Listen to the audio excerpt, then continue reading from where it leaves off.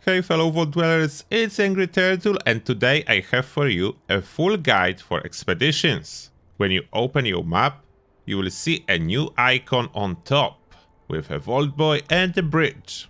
And if you click on it, you will see expeditions, new expeditions menu, and you can start new expedition from in here or travel to the White Spring Refuge directly from this menu. As you can see, my ultraside battery cell charge is 0%, therefore I would need to do 3 daily quests in order to charge it. It needs to be charged to 100% to start expedition, and you cannot have more than 1 battery cell charged. As well, those are daily quests, therefore they do reset once a day, so you can start only 1 expedition per day, assuming you will do all 3 of the dailies. How you do it? You need to go into the White Spring Refuge, then we can just use this button in here. Inside the White Spring Refuge, if you don't see any quest markers, you can always open your Pit-Boy, go into data, then daily quest, and first 3 are refuge daily. So you can just manually check them and you will have markers. As you can see, there are 3 places that you need to visit. I will not do all of them to save on time, but basically in here you will always donate 50 of different material, for example steel scrap, in order to earn 25% charge. Then you will have a daily in here.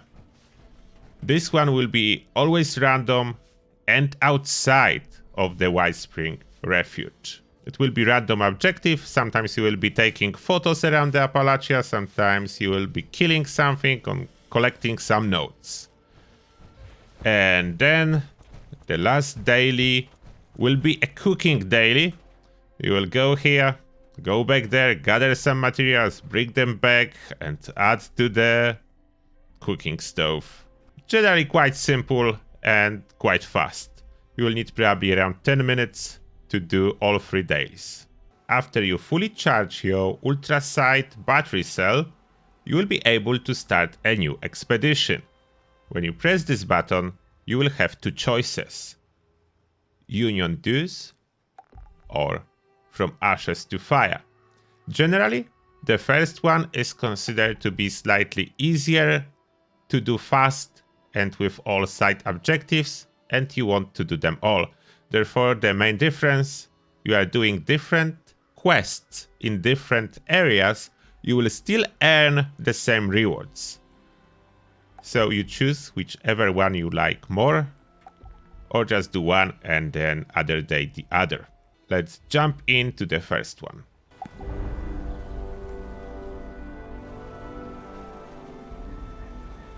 You just need to wait sometimes a little bit before the loading screen will pop up. That's normal, just be patient. And now you are inside the Vertibot. In order to actually start the expedition, you need to press on that intercom. There's intercom. When you press on that, you request landing. So let's do that. Touching down.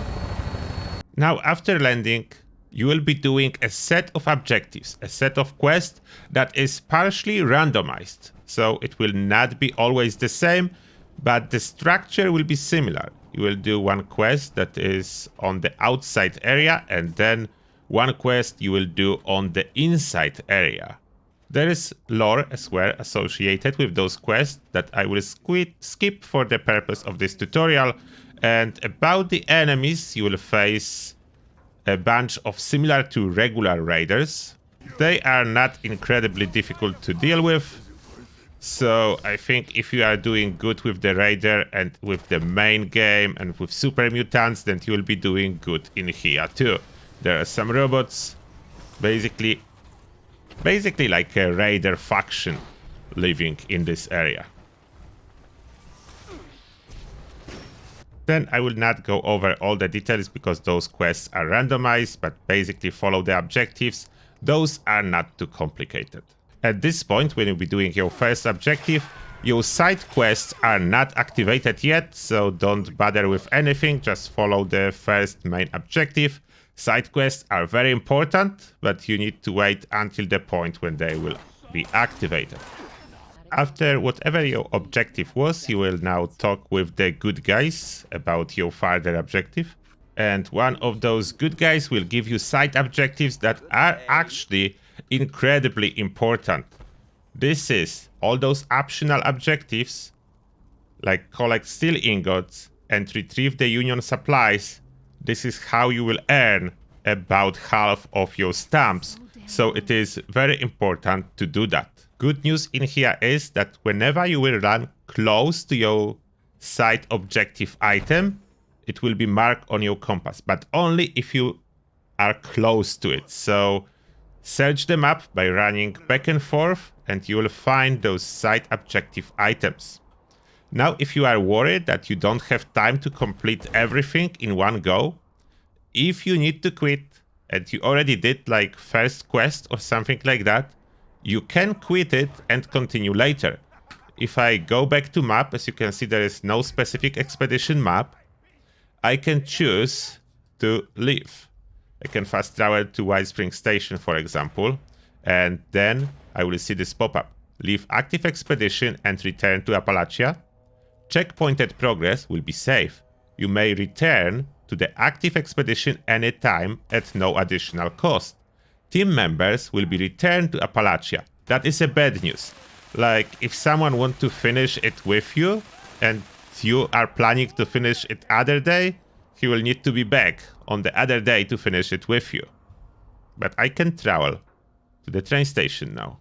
And now I'm around White Spring train station. That is as well a good news if you need to resupply or if you need to take something from your camp or do whatever and you are into the middle of expedition, you can just do it. You can just take a break.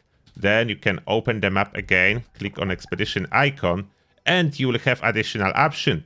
Resume expedition, start new expedition, or travel to White Spring Refuge. And as you can see, even though one expedition is started and not completed, you will be able to start doing another dailies and start charging next ultra-side battery cell.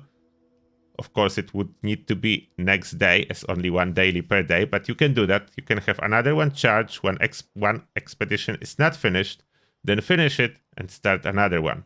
So now we just press resume expedition. And there is sound, nothing happening for a moment, but after that it is loading. It is just a slight delay.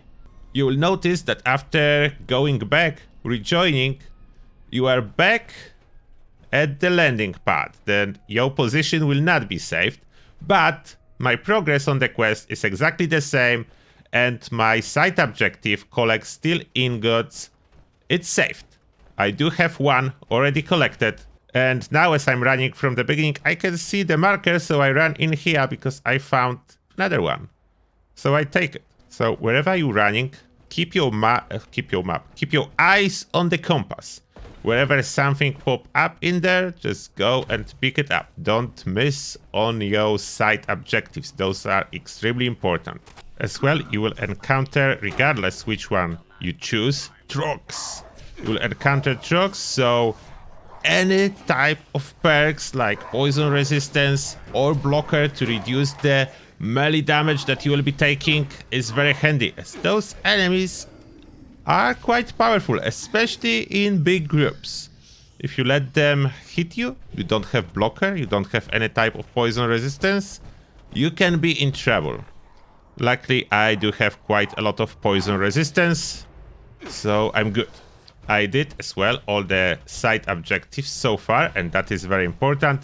Now, whenever you're doing first or second mission during the final fight, there is like two objectives in one. One is to just defend versus drugs, but other one, I need to keep the Union fighters alive. If any single one of them will die, the side objectives number 3 will be failed. And that's a big one. That's a big one. That's the boss. Boss is much tankier. As you can see, as I'm going solo, the boss is quite tough, and I ran out of stimpaks. How are we ever gonna clean up this? All fighters alive? Yes, that is a good sign. Now, wherever you finish the quest, the main quest, don't forget to go and talk about your side rewards. Because you really don't want to lose on those extra tickets. Even those are completed, you need to talk about it in order to get the credit for completing the side quest. This is very important. Don't try to skip that. You'll lose on precious tickets. And now when it disappears from your screen as completed, then you can go back home. Now everything done, I can go home. Ready to get airborne? Take me home. And now inside the Vertibot, I will see my rewards. As you can see, I collected the Inknotes, stolen supplies, and protected all Union fighters, all those objectives completed, so I did earn 10 tickets. I would end up with like 4 if I would fail all side objectives, so that is a huge difference. You want to do them. You want to do all the side objectives to get your tickets.